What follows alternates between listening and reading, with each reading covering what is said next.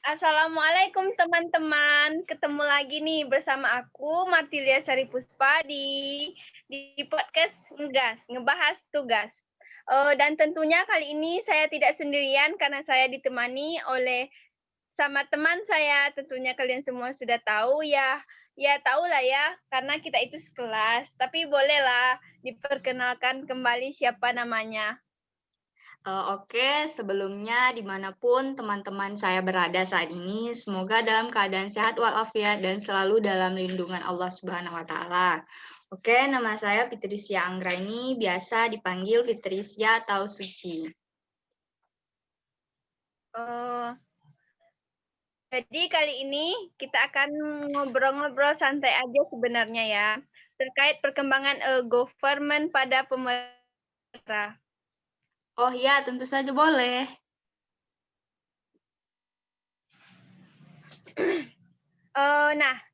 Nah, di era globalisasi seperti ini kan tidak heran ya apabila kemajuan informasi dan komunikasi dapat menjanjikan efisiensi, kecepatan penyampaian informasi dan transparansi, terlebih dalam era otonomi otonomi saat ini perlu untuk mewujudkan pemerintah yang baik dengan menggunakan teknologi informasi dan komunikasi yang kita kenal e-government. Melalui e-government tentu peningkatan pelayanan dapat terwujud. Jadi menurut Suci, bagaimana kondisi terkini perkembangan e-government di Indonesia? Terkait dengan perkembangan e-government di Indonesia, rata-rata masih ada pada tahap kedua ya, yaitu pada tahap pematangan. Di tahapan ini, pemerintah daerah telah menyediakan media interaksi pada laman daring serta telah menyediakan keterhubungan link dengan lembaga lain. Artinya perkembangan e-government ini masih pada tahap digitalisasi, yakni mengubah sesuatu yang sifatnya manual gitu menjadi digital atau otomatis. Jadi pada tahapan ini pemerintah daerah itu belum menyediakan suatu layanan transaksi publik interaktif serta belum menerapkan integrasi pada pengembangannya. Pada tahapan ini juga menunjukkan sudah adanya perbedaan perkembangan e-government di pemerintah daerah. Adanya perbedaan ini dapat saya anggap wajar jika kita mempertimbangkan kondisi pemerintah daerah yang beragam dari daerahnya. Jadi kesimpulan saya, pandangan saya di sini bahwa e-government di Indonesia ini masih di level rendah dalam adopsi e-government, di mana pemerintah telah memiliki website, tetapi informasi yang disediakan terbatas dan statis gitu. Hanya sebagian kecil yang sudah mengimplementasikan website yang sudah menyediakan fitur seperti pengunduhan, kontak resmi, dan memungkinkan pengguna atau user untuk melakukan interaksi dengan pemerintah melalui website.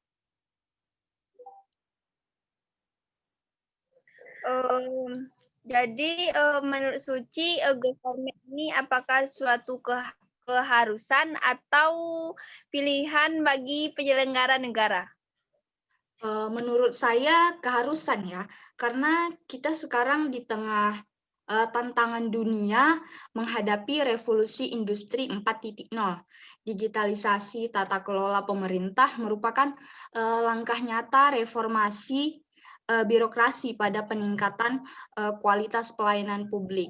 Di era revolusi industri 4.0 ini, birokrasi pemerintahan juga menyiapkan infrastruktur data dan jaringan yang mumpuni seharusnya begitu. Selain itu juga menyiapkan infrastruktur data sumber daya manusia yang terampil, yang memiliki informasi teknologi yang tinggi, sehingga perlu terus diarahkan ke dalam perubahan dari budaya dan tata kerja yang lama gitu, yang kurang kondusif kepada kebudayaan dan tata kerja yang baru yang lebih kondusif. Setuju nggak sih?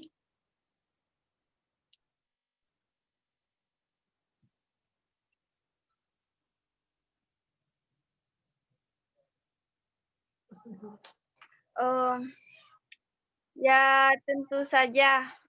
Saya juga berpikiran seperti itu. Kenapa keharusan? Karena hal itu kan bertujuan untuk meningkatkan kualitas proses pelayanan, proses proses layanan dari lembaga pemerintah kepada warga masyarakat melalui sistem layanan online. Kita harus berubah lebih baik, tidak bisa lagi bertahan dengan pola-pola tradisional. Tentu dengan adanya government, pemerintah membuat sebuah pengaplikasian berupa website resmi agar masyarakatnya ikut berpartisipasi dalam memberikan kritik, saran ataupun inovasi. Nah, terkait partisipasi masyarakat, kita ambil kritik, saran ataupun inovasi. Nah, terkait partisipasi masyarakat, kita ambil Provinsi Riau. Bagaimana pandangan Suci partisipasi masyarakat di Provinsi Riau terhadap government? Mengenai partisipasi masyarakat yang diaplikasikan pemerintah Provinsi Riau melalui pemanfaatan teknologi informasi dan komunikasi seperti website yang telah disediakan oleh pemerintah kepada masyarakat sepertinya masih kurang diminati. Masih kurangnya minat masyarakat untuk melihat website resmi pemerintah, yaitu dikarenakan informasi atau berita yang terdapat jarang diperbaharui gitu, atau kurang update oleh pengguna website tersebut. Biasanya kan masyarakat memberikan pendapat atau keluhan di website tersebut mengenai seperti jalan yang rusak, sering terjadinya mati lampu, banjir, dan hal lainnya yang terjadi di Provinsi Riau. Bagi masyarakat yang aktif, biasanya mereka memberikan pendapat, kritik, ataupun saran setiap harinya di website tersebut. Tetapi kendala lain yang dihadapi oleh pengelola sistem informasi yaitu mereka tidak memiliki wewenang untuk menjawab pertanyaan yang diberikan oleh masyarakat untuk pemerintah. Jadi intinya pemerintah dalam memanfaatkan teknologi informasi komunikasi masyarakat harus bekerja sama lah ya. Ya, begitu. Dan juga harus meningkatkan sumber daya manusianya. Jadi, apakah belum ada daerah yang berhasil mengimplementasikan e-government di Indonesia hingga saat ini? Sudah ada, Puspa. Salah satunya yaitu kabupaten di Indonesia yang berhasil mengimplementasikan e-government, yaitu Kabupaten Jembrana yang ada di Provinsi Bali, di mana kabupaten ini mendapatkan penghargaan Best of the Best E-Government Award 2009 versi Warta Ekonomi. Keunggulan Jembrana ini adalah mereka menerapkan kartu G-Card atau jembatan card, sehingga warga Jembrana yang memiliki G-Card, memiliki kartu tersebut, dapat datang ke rumah sakit dan menunjukkan kartunya begitu. Kartu tersebut nanti akan ditempelkan ke mesin pembaca. Jadi untuk otorisasi si pasien itu cukup menempelkan tangannya. Jadi di layar komputer nanti akan terpampang riwayat medis si pasien dan pengobatan yang pernah diterimanya. Oh, ternyata sudah ada ya. Seharusnya kan prestasi Kabupaten Jembrana dalam mengimplementasikan teknologi informasi untuk meningkatkan pelayanan bagi masyarakat sepatutnya menjadi contoh bagi kabupaten lainnya di Indonesia. Iya, seharusnya kan memang begitu. Oke, pertanyaan terakhir nih ya. Sekarang kita sedang di tengah pandemi COVID-19. Apakah government ini sudah menjadi sebagai strategi mengefektifkan pelayanan publik di tengah kondisi seperti ini? Di era globalisasi seperti ini tidak heran ya apabila kemajuan teknologi, informasi, dan komunikasi dapat menjanjikan suatu efisiensi, kecepatan penyampaian informasi, keterjangkauan, dan transparansi.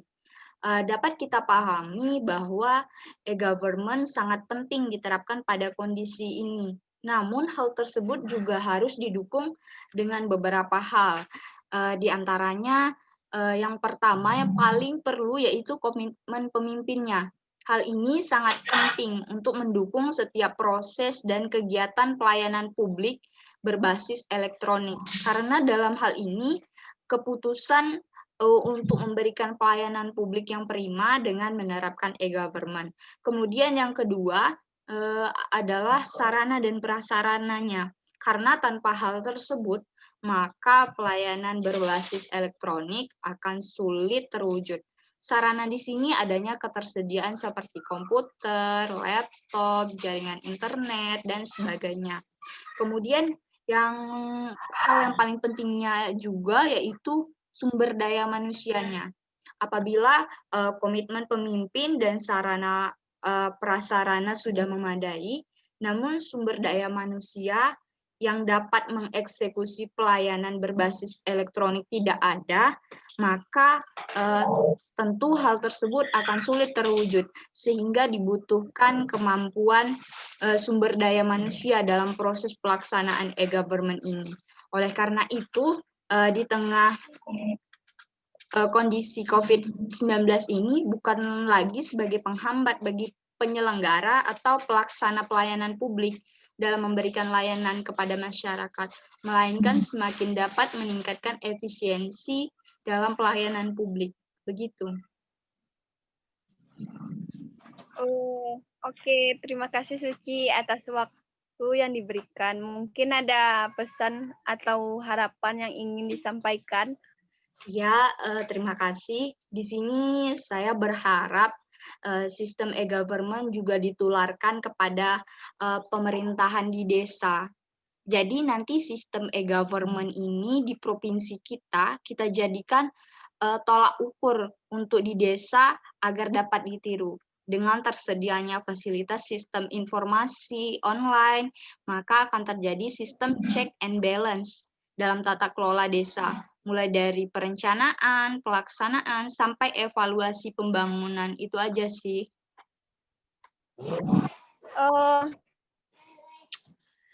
Baiklah teman-teman, sekian podcast ngegas, ngebahas tugas kali ini. Dan bagi kalian yang ingin menyampaikan saran dan kritik, bisa DM atau chat kami. Akhir kata saya dan teman saya pamit. Terima kasih banyak. Assalamualaikum warahmatullahi wabarakatuh. Waalaikumsalam warahmatullahi wabarakatuh.